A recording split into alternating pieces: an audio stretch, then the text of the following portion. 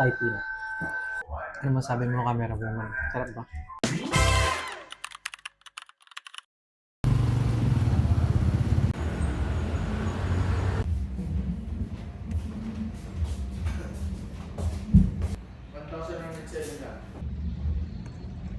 So ilang mga 2 days dumating na yung first set ng order natin.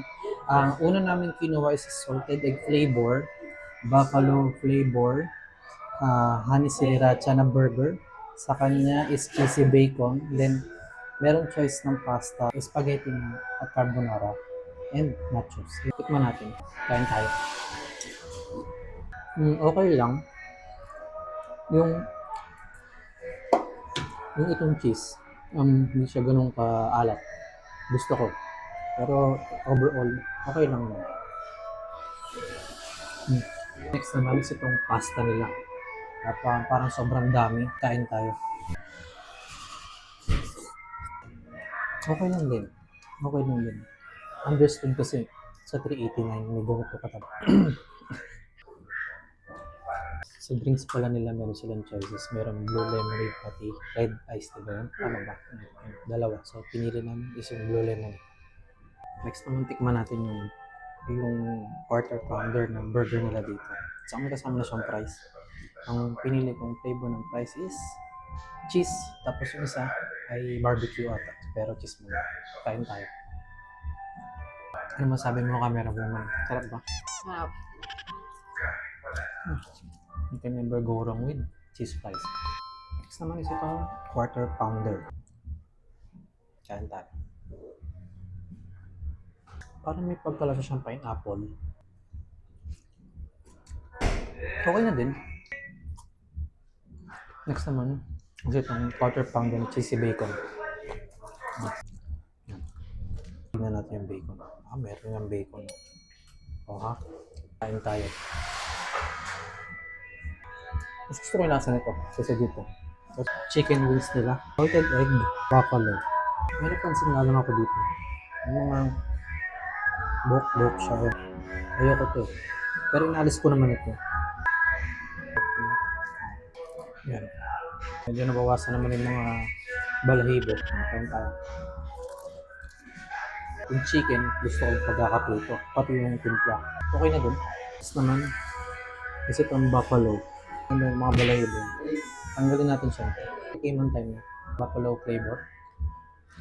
Matamis siya. Okay lang. Nasa second set na tayo ng chicken wings lang. Kasi pinuha namin is chili cheese and Thai peanut. Paano na natin yung chili cheese. Balahibo check. Ay, meron siya. Nakikita nyo ba yung mga ganyan? Kasi natin yun. Medyo may pagkamalinis na. Chili cheese. Kain tayo. Chili cheese na sakto na anghang. Nasa cheese pero hindi siya chili. And okay lang. Next naman dako tayo dito. Thai peanut. Balahibo check. Balahibo clear. Kain tayo. Thai peanut. Kakaiba yung flavor niya. First time kumatiin ng ganito. So wala siyang peanut butter. Okay lang din. For the second batch, okay lang silang dalawa. So ayun, nasa third set na tayo. Cajun garlic parmesan. Balahibo check muna. Okay? Daming balahibo. Muna natin.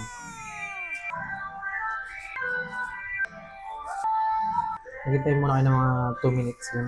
Parang nagbabalat ng mani. Malinis na. Kain tayo. Garlic parmesan, okay lang. So yung next naman natin is itong Cajun. Balahibo check. Cajun, kain tayo. Kapag maalat, okay lang. So sa dalawa, mas gusto ko ito. Ito never go wrong talaga sa mga garlic parmesan pati salted egg. Okay lang.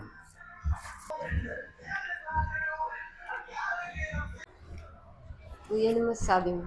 Sa 389, hindi ka na malulugi doon. May only wings ka na. Nachos, rice, fries, quarter pounder na burger, may drinks ka na, di ba? Ang ano lang, lahat ng pagkain, Hindi naman sa pag-ano, lahat sila mid lang. Okay lang siya. Ayoko nga lang din dito yung chicken kasi may mga balahibo. Every time na kumain ako nun kanina, hindi nga lang naka-video, inaalis ko yung mga balahibo. So, kung gusto mo busog, under 500 pumunta ka dito. Pero masabi ko, all ng pagkain is mid. Ganun siya. Okay lang.